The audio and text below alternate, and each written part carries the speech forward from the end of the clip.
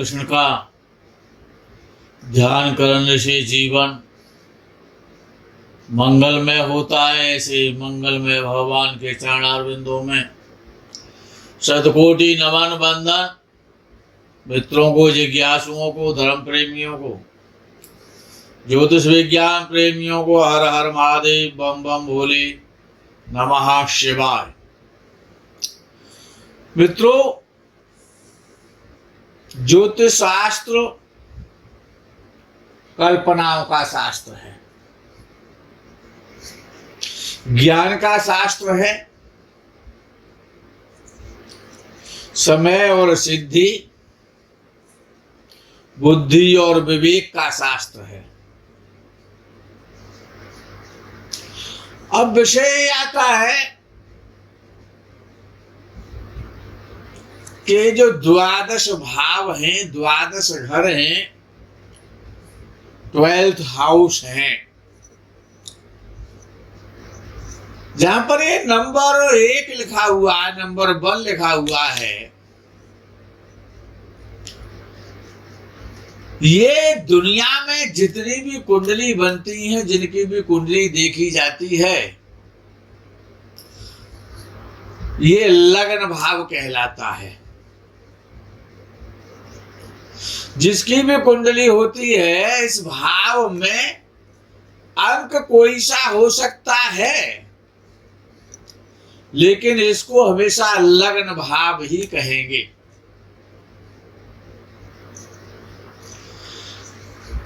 इसका नाम है लग्न। 12 भावों के अलग अलग नाम हैं, लेकिन इसका जो इसमें 1 नंबर भी हो सकता है और 10 नंबर भी हो सकता है, नंबर कोई सा हो, लेकिन ये लग्न भाव कहलाता है। और जातक किसे कहते हैं? जिसका जन्म होता है, जिसकी जन्म कुंडली होती है और जन्म कुंडली में ये लग्न होता है। यहां से इस लगन से शरीर का विचार किया जाता है, उस व्यक्ति विशेष के, उस जातक विशेष के शरीर का विचार किया जाता है। उसका कद काठी कैसा है, उसके शरीर का रंग कैसा है, ये भी विचार आप लगन से ही करेंगे। चेहरे का विचार, मुख्य रूप से फेस का विचार, चेहरे का विचार लगन से किया जाता है। मस्तक का विचार और चेहरे का विचार, हेड का विचार यानी सिर का विचार, यहां से शरीर का भी विचार करेंगे इस लगन भाव से। मस्तक का विचार करेंगे, रूप रंग काठी का विचार करेंगे, हाइट का विचार करेंगे, मस्तक का विचार करेंगे और सिर का विचार करेंगे, और नाना का विचार करेंगे, नाना जी का विचार करेंगे।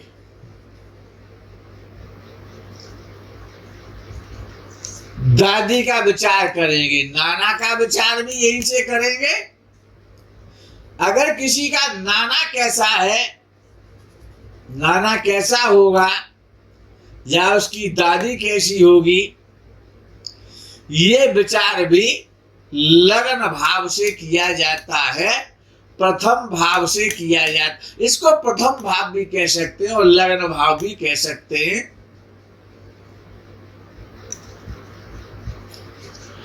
जो प्रारंभ में जो शिक्षा पैदा होती है, जो प्रारंभिक शिक्षा होती है, प्रारंभिक शिक्षा, A for apple, B for boy वाली शिक्षा, जिसको हम कहेंगे प्रारंभिक शिक्षा। ABCD वाली शिक्षा, नर्सरी यानी कक्षा 5 तक की शिक्षा, 5th क्लास तक की शिक्षा, नर्सरी से लेकर के और 5th क्लास तक की शिक्षा का विचार और प्रथम भाव से किया जाएगा। और क्या विचार किया जाएगा? जातक का जिसकी कुंडली है उसका व्यक्तित्व कैसा होगा, व्यक्तित्व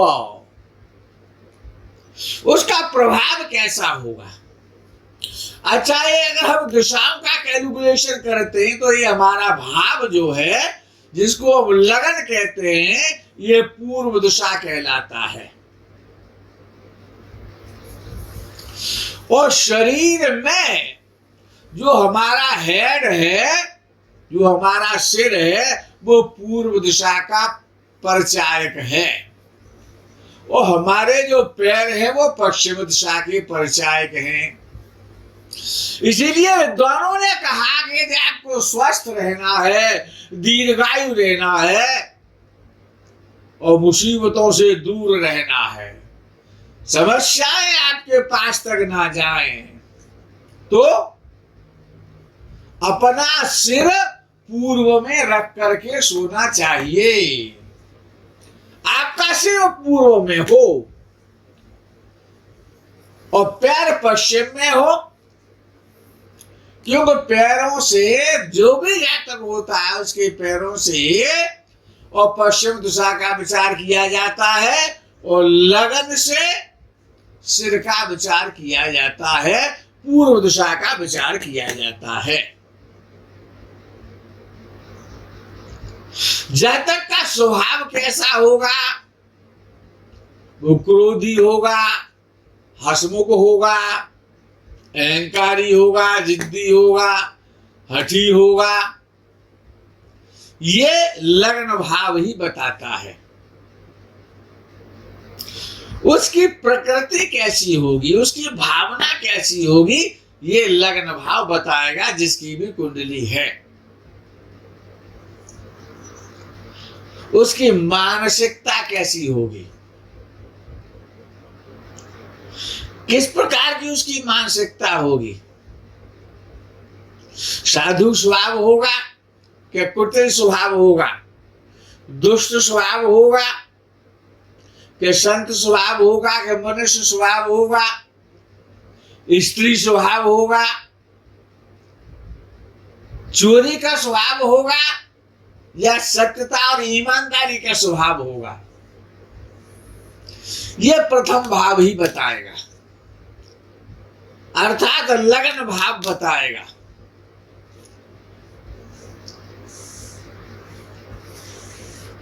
उसके मन में कैसे विचार आएंगे, किस प्रकार की बुद्धि होगी, किस प्रकार का मन होगा, क्योंकि मन का और बुद्धि का निवास मस्तिष्क में तो है ना, सिर में ही तो इन सब का वास है। अच्छा, उसको यश मिलेगा कि अपयश मिलेगा? जीवन में यश की प्राप्ति होगी या अपयश की प्राप्ति होगी, ये लग्न भाव बताएगा। अच्छा, वो किस जाति से बिलोंग करता है, वो ब्राह्मण है, क्षत्रिय है, वैश्य है, शूद्र है, अंतज है, कौन सी जाति है, किस जाति से, वो किस वर्ण से, किस धर्म से, किस संप्रदाय से, और वो व्यक्ति जाना जाएगा, जाना जाता है। उसकी जाति क्या है वो भी लगन से ही आप जानेंगे।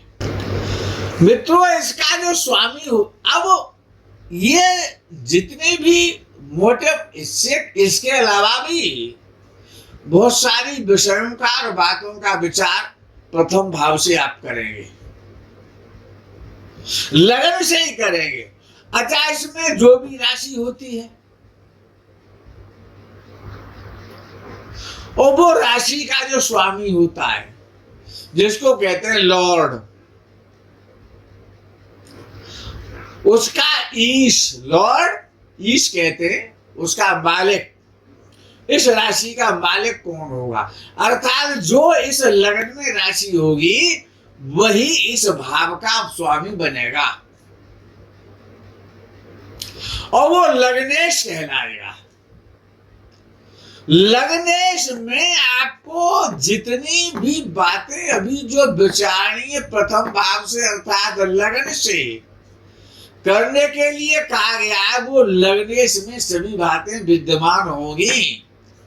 लग्नेश उन सभी बातों का, उन सभी विचारों का जो भी आपने अभी सुने हैं, उन सब का मालिक है, लॉर्ड है।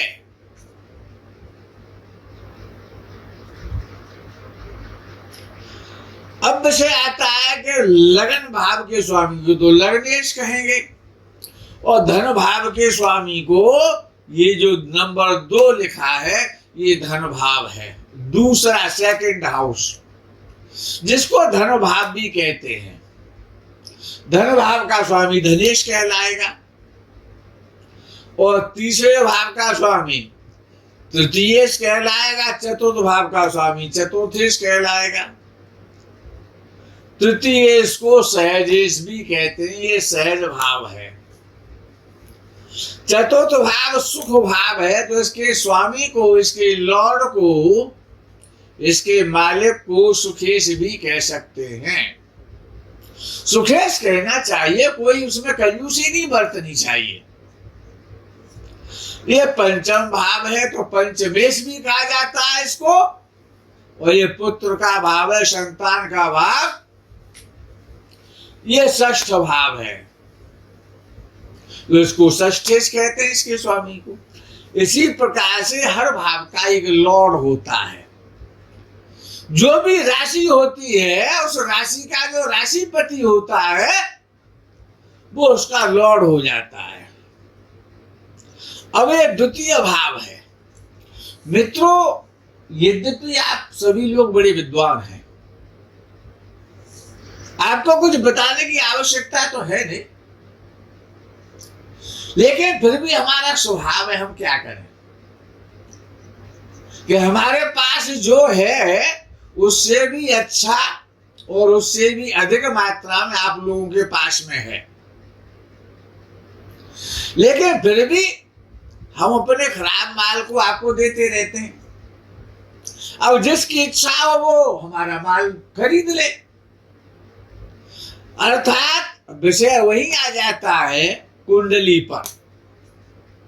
तो विषय ये है कि आप लोग बड़े विद्वान तो हैं, लेकिन ज्योतिष अपने में एक स्वतंत्र विज्ञान है। तो ये द्वितीय भाव है, इसका स्वामी द्वितीयेश कहलाएगा।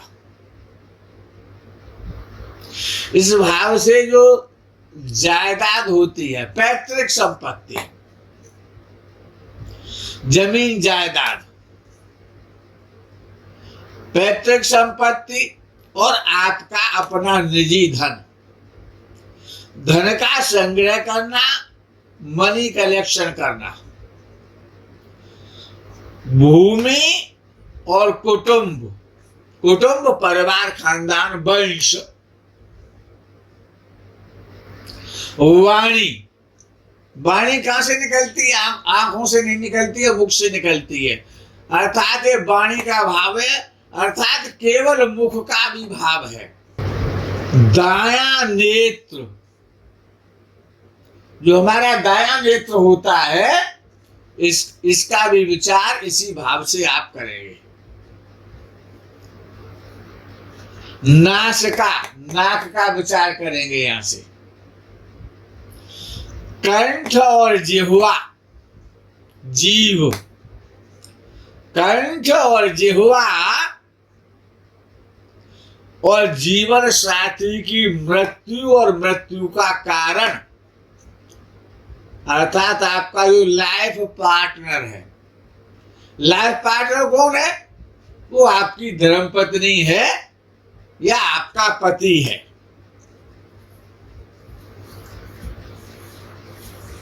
तो जीवन साथी की मृत्यु का कारण, किस कारण से जीवन साथी की मृत्यु होगी और उसकी आयु कितनी होगी? किसकी? जीवन साथी की। आपका खान पान कैसा होगा? आप क्या खाने में पसंद करेंगे? सात्विक होंगे, क्या आप मांसाहारी होंगे या शाकाहारी होंगे, आप बीड़ी पिएंगे, सिगरेट पिएंगे, तंबाकू खाएंगे, पान खाएंगे, शराब पिएंगे, समस्त प्रकार के पेय पदार्थों का विचार, खाद्य पदार्थों का विचार, आपको मीठा पसंद है कि आपको नमकीन पसंद है, ये भी विचार द्वितीय भाव से ही करना पड़ेगा। आप गाली दे के बात करते हैं या मुस्कुरा के प्रणाम करके हाथ जोड़ के बात करते हैं, ये भी द्वितीय भाव ही आपको बताएगा। आप शिष्टाचार माने हैं या कभी किसी को नमस्कार करना ही नहीं सीखा है आपने। आपकी जो शालीनता है, आपकी जो भाषा शैली है, आपकी जो शिष्टता है, आपका जो खान पान है,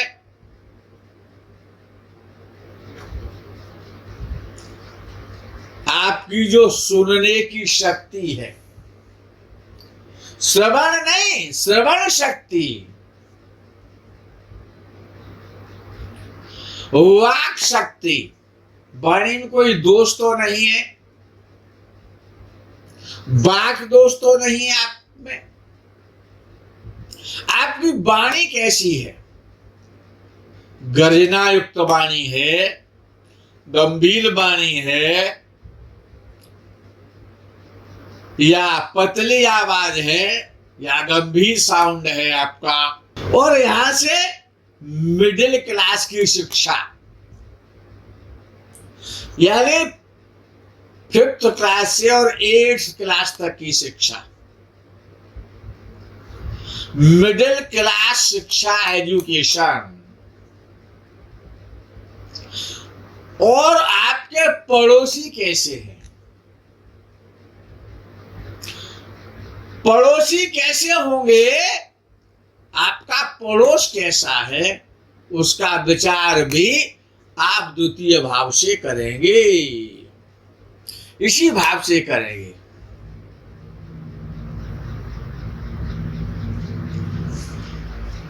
मित्रों,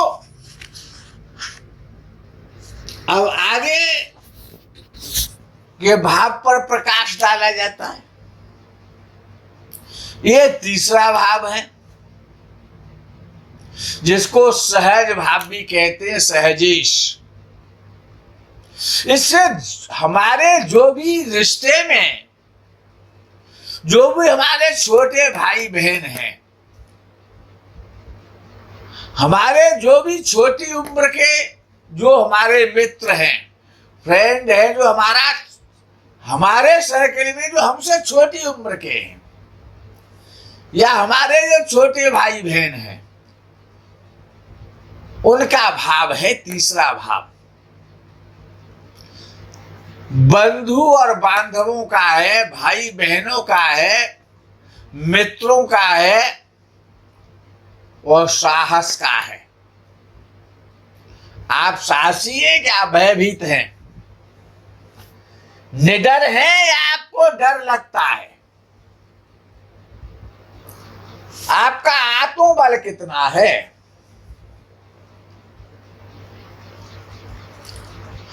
आपकी इच्छा शक्ति कैसी है? आपकी इच्छा की मर तो नहीं गई है? कामेच्छा, भोगने की शक्ति, संघर्षशीलता, संघर्ष कितना कर सकते हैं आप? कहीं संघर्ष से घबराते तो नहीं है? ये संघर्ष का भाव है, और सरलता का और कुटिलता का भाव है।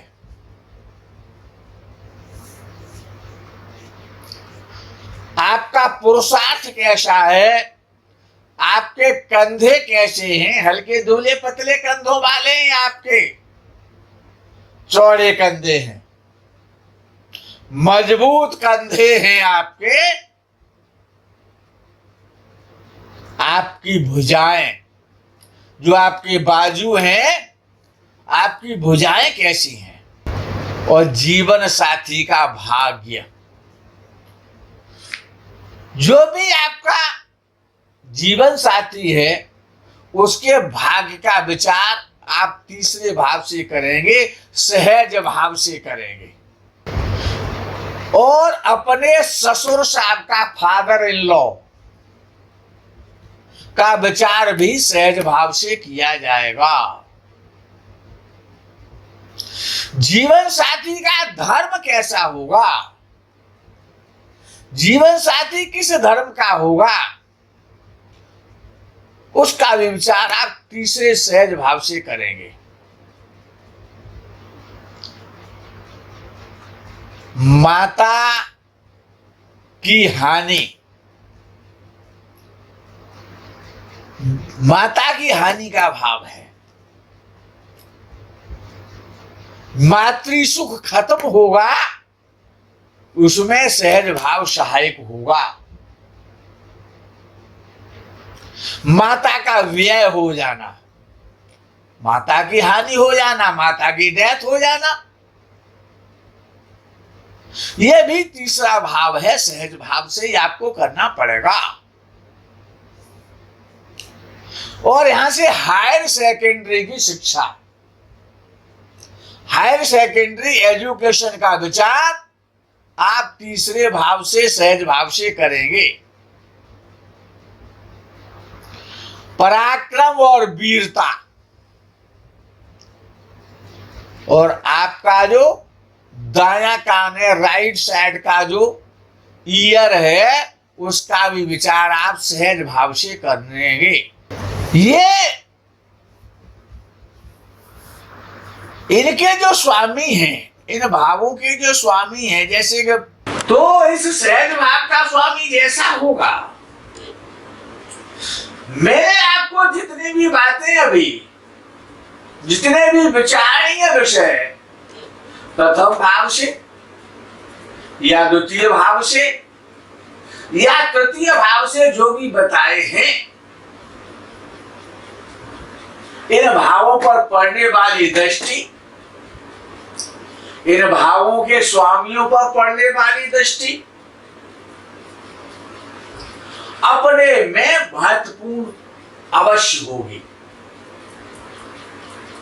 इन भावों में जो भी राशि होगी, उस राशि का जो स्वामी है, जैसे कि मेष राशि का स्वामी मंगल है, तो प्रथम भाव से संबंधित जितने भी विचारणीय विषय हैं, उनका संबंध मंगल के साथ हो जाएगा, उनका स्वामी मंगल हो जाएगा। और अगर इसी भाव में अगर नंबर 1 नहीं होता, ये नंबर 10 यहाँ होता, यहाँ पर अगर एक 0 और बढ़ा दें और यहाँ से 0 हटा करके यहाँ कर दें, तो अर्थात ये 10 नंबर यहाँ होता, तो इस ये राशि मकर कहलाती, 10 नंबर की राशि।